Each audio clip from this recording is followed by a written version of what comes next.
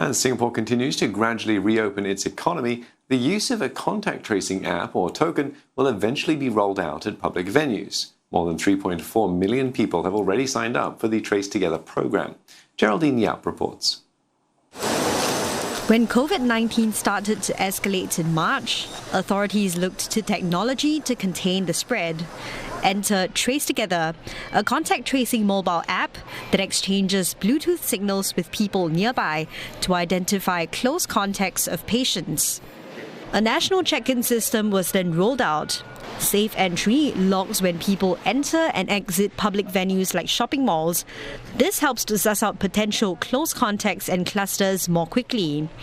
A contact tracing token was also launched, so those without smartphones could also be covered by TraceTogether. It was then announced that the use of TraceTogether for safe entry check-in would eventually be made compulsory at public venues. A 70% participation rate would also be needed for Singapore to enter phase 3 of its reopening. This sparked a surge in people rushing to pick up their tokens, prompting authorities to give this assurance.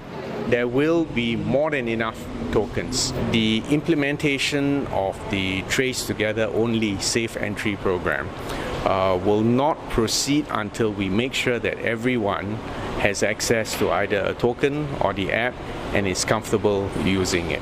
Authorities say that TraceTogether has reduced the amount of time needed to do contact tracing from 4 days to less than 2. But there have been some drawbacks.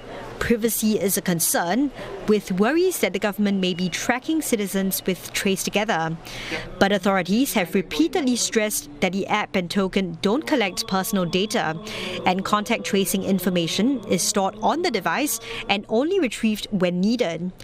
GovTech says the issue of battery drainage has also been resolved, and the app's battery usage is now similar to that of playing music.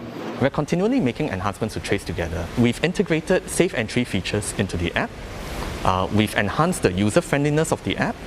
We've also integrated an exposure notifications feature so that you can tell if you've been in the same location as an infected person.